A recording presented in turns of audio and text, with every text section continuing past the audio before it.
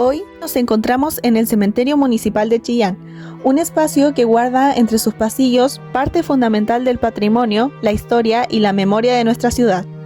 A lo largo de esta visita, no solo recorrimos sus sectores más significativos, sino que también entrevistamos al administrador del recinto, que nos entregó una perspectiva única sobre el trabajo diario y los relatos que alberga este espacio.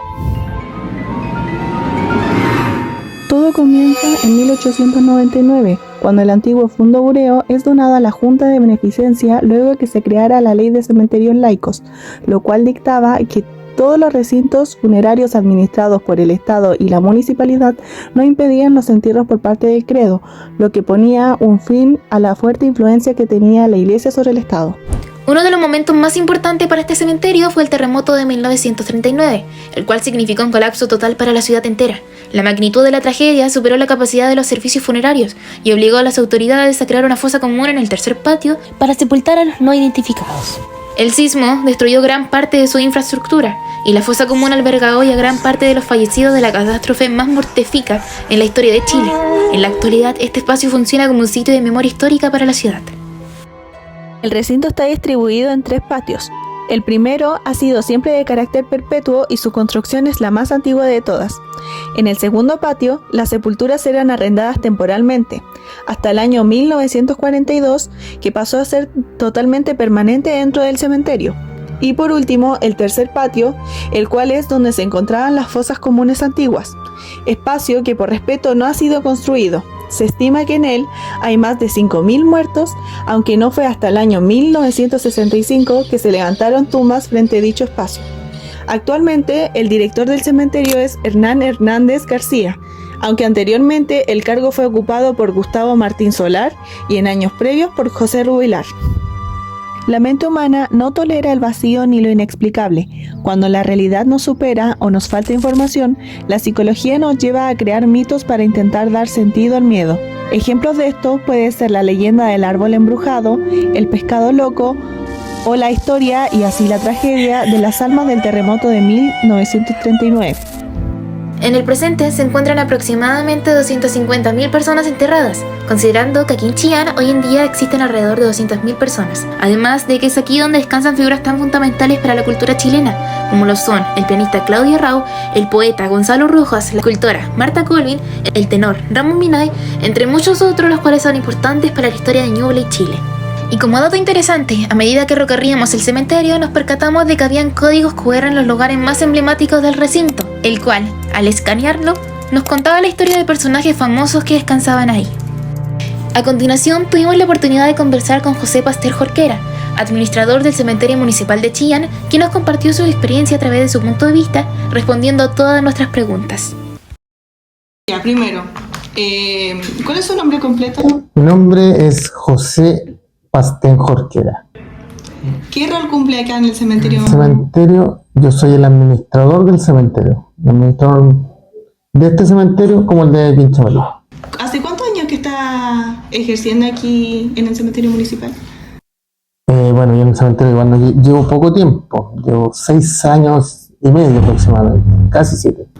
¿Hay algo ¿Qué es lo que más le gusta de su trabajo o qué es lo que más le gusta de aquí? Lo que más me gusta del cementerio, bueno, primero que todo es un ambiente, aunque en el cementerio tiende a ser conocido por un ambiente triste, el ambiente laboral con los colegas es muy bueno. Y lo otro es que el cementerio es un lugar tranquilo, es un lugar de paz, donde no se ve tanto problema. ¿Y algo que le disguste o le gustaría cambiar de aquí? Bueno, siempre hay cosas que podemos mejorar, más que cambiar, siempre hay muchas cosas que podemos mejorar. ¿Ya? Como por ejemplo, no sé, avanzar un poco más en tecnologías. Yo cuando llegué acá al cementerio, todavía estamos en pañales tecnológicamente, usaban máquinas de escribir. Sí. Pero ahora sí se ha ido avanzando de poco. No sé si vieron el cementerio, hay algunas sepulturas que tienen códigos QR. Se creó una página web, se crearon unos códigos QR con los personajes más significativos, donde tú puedes escanear y acceder a la información de los personajes con historia que se encuentran acá sepultados. Lo que estábamos conversando recién, lo de las leyendas y mitos. ¿Usted considera que son reales o se crearon con alguna finalidad importante? Bueno, la idea de leyendas o mitos, acá no hay tantas leyendas, sí hay varias historias. Yo creo que también se crean por un proceso de que la gente le gusta creer, o algo, como crecen todos los mitos, algo de cierto hay en esos mitos o leyendas, ¿ya? Como, no sé, pues, acá es un vivo ejemplo, daré a ustedes. Hay una historia del mausoleo de la familia Ramírez Ham. Bueno, me imagino que conocen la historia, es una historia De las 4 niñas. del caballero que mata a las 4 niñas. Se supone que el caballero se fue con la amante no quería irse con las niñas. Bueno, los invito después a que pasen a ver el QR y conozcan la historia. Pero eso, efectivamente, de que fallecieron y que fueron sepultados, de que las asesinó el padre, eso fue verdad. Los motivos se desconocen, pero de ahí aparecen los mitos. Y la idea de los mitos es por qué también ocurren, es porque la gente no quiere olvidar. No quiere olvidar una muerte tan terrible, una historia tan impactante para esos años. Hay otras también que son... La de La Llorona, justamente. Pero la de La Llorona también es una historia que la gente le puso Llorona. Pero realmente, esa es la estatua que está pasada en el canal de Patio 3, ¿cierto? Ella es una...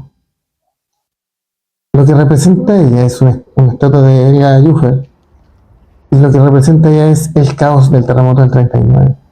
Se supone que hay un terremoto. Todo ese sector que ustedes ven ahí en parte verde, toda esa área verde es una fosa gigante que ocurrió por el terremoto del 39, y lo que ella está representando es la desesperación del... De ver cuántas familias llegaron a morir allá, porque en el patio... 3. Pasado el canal hay muchas familias y quizás cuántas personas que ya no, que ni siquiera se recuerdan hoy en día. Exacto. Usted me contaba que también conocía la del árbol.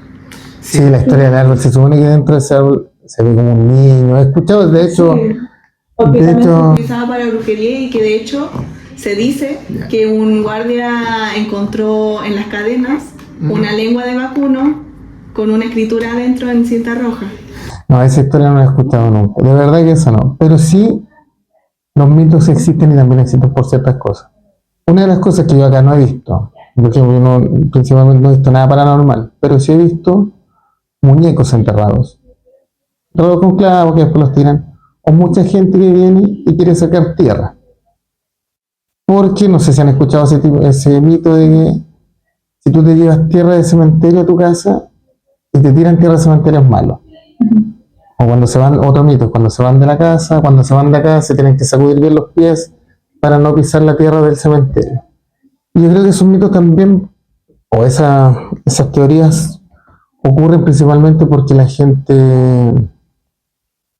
ve los cementerios como un lugar, más que de descanso, lo ve como un lugar que está envuelto en pena, en llanto.